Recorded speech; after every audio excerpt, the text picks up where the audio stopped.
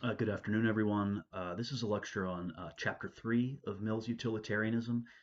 To this point, Mill has established that, at least sufficiently, he thinks that the standard of ethics that he's promoting is the greatest happiness principle, that actions are right in proportion as they tend to promote the greatest happiness, and they are wrong as they tend to reduce suffer. Actions are wrong as they tend to promote the opposite, which is pain or suffering. And also, again, as some of you noted in the discussion post, it may not be possible to promote happiness, and therefore what we are obligated to do is reduce suffering. Um, and what Will's going to get into today is about why we should follow the utilitarian standard. He's shown that the utilitarian standard is the principle of morality that everyone should follow. The question is, why should we follow it? Why are we motivated to follow the utilitarian principle? And he sums it up pretty clearly on page 27, the first page of today's reading. He says, I feel that I am bound not to rob or murder, betray or deceive. But why am I bound to promote the general happiness? If my own happiness lies in something else, why may I not give that preference?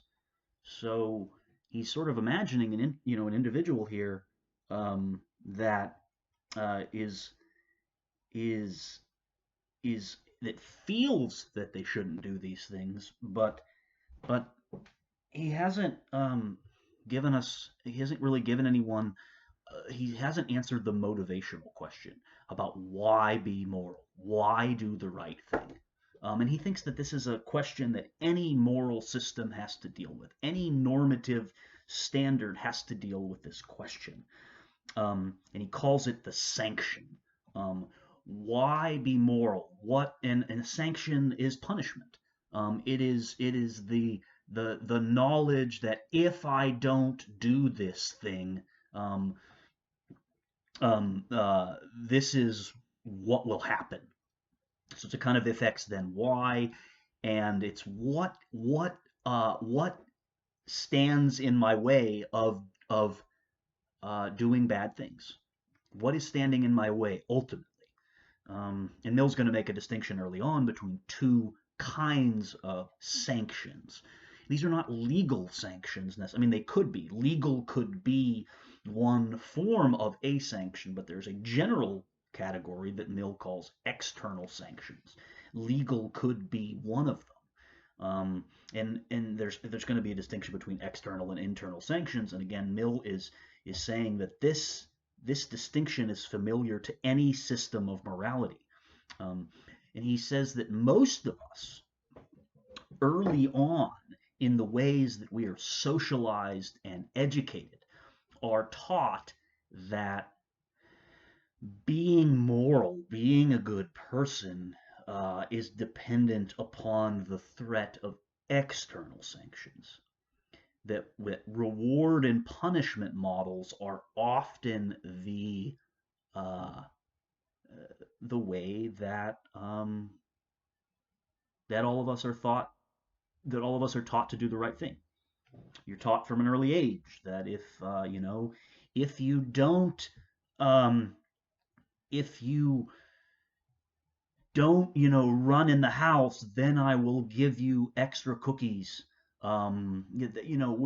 Parents are educating their children from the youngest age that there is a kind of reward and punishment model. We do it through religion. We For example, we tell people that if they don't commit sins, then they will be happier in an afterlife. So many of our systems of socialization and education are based on a reward punishment model. And those are all external sanctions. And there's nothing wrong with external sanctions, but Mill wants to argue that ultimately, for a system of morality to be successful or for it to be binding, We must be bound by internal sanctions. And the most common form of an internal sanction is our conscience, our inner voice telling us that the action is wrong. So on pages 28 and 29, Mill is talking about these external and internal sanctions. And um, ultimately, Mill wants to argue that utilitarianism needs to have an internal sanction. He wants to ask what that internal sanction is. What does it consist in? And ultimately, Mill is kind of saying, look, this is where the real value of a moral theory lies. It's fine in the abstract to kind of take an ethics class and learn ethics and learn the different theories. Um, but if but what we need at the end of the day, we need to be like as human beings who exist together in the world. We need to understand why we're motivated to and are we actually motivated to follow these moral theories? In other words, the question is for utilitarianism is are all of you, am I, is the general culture in the way that we are thinking about each other in our relationships with each other, are we uh, thinking about promoting the general happiness of others? Not only our own happiness, but the general happiness of others. Is that what is motivating our actions? Do we live in a society in which we regard it as the norm to think about promoting the general happiness of others? So this really does have practical impact. You guys talked about this in your discussion post, but um,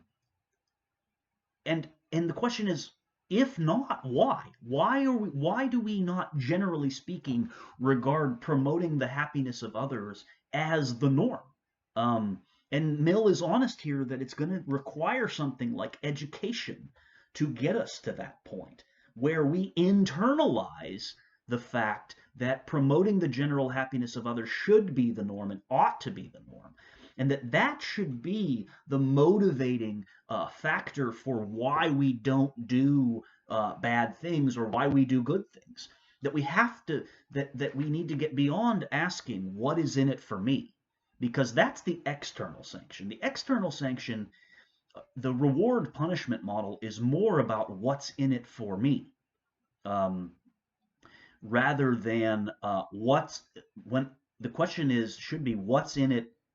That the question needs to transform into not only what's in it for me, but the fact that what's in it for me will also be what's good for everyone else. That my happiness is dependent upon your happiness. That I can't live in a world in which I know that suffering is occurring right alongside me. That I can't simply go about my daily existence and, live my life. I wake up, I go to work, but I drive by a homeless person, and it doesn't mean you automatically have to do something for the homeless person, but that there's something that occurs inside of you in that moment. And the question is, what kind of feeling is produced in you through your education, through your socialization, through the larger culture? What's going on there that when you see the homeless person, you think, fuck him, that's his own fault, that's his own luck, tough luck, tough shit, that sucks? Or is it, man, why do I have to see that homeless person every day when I drive to work? So it's when other people's happiness is tied up in your happiness, and that you cannot live in a world in which your happiness is all that matters. And when you are motivated and have that as the sanction for why you should do good things, that is when Mill thinks we're going to get to the place where the principle of utility is what's motivating us. But he can't. You can't just get there by reading utilitarianism. There have to be a lot of things in place in terms of education that will get us to the point where um, um, where we are regarding other people's happiness as tied up with our own happiness. And that is what, towards the end of today's reading, when Mill is talking about, so on the bottom of 32, um,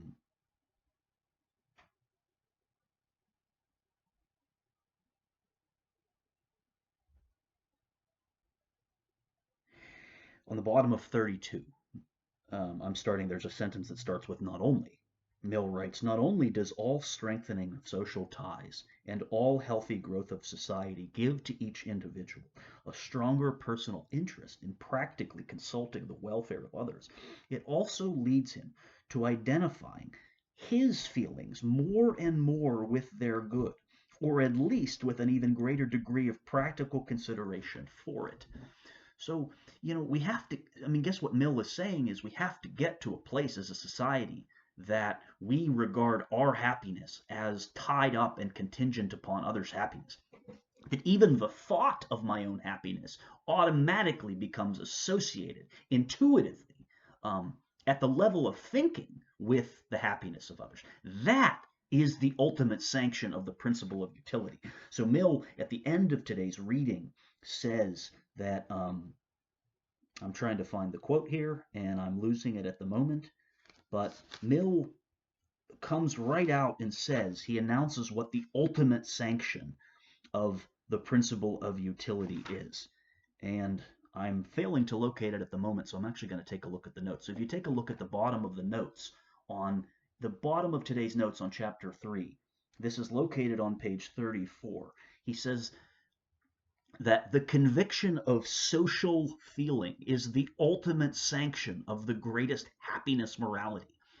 This social feeling makes any mind work with and not against the outward motives to care for others. This social feeling is the internal binding force, um, of motivation. So, really, utilitarianism is even though it seems, utilitarianism can kind of be presented as a kind of abstract, calculation of cost benefit analysis, but really there's a lot more to it than that. Utilitarianism places a great demand on all of us that when we make our choices about what we want to do with our lives and the kinds of actions we ought to perform, that we suspend our own interests and our own desires, and we count our own interest as the same as everyone else's. That goes back to the previous chapter. And it's that demand, that's the sanction, that we have to be capable of suspending our own interests and desires and not being motivated only by the thought of external sanctions. What's going to happen to me if I do this? Um, but that it has to become tied up with, um, if this happens to me, um, how does that how does that affect everyone else at the same time?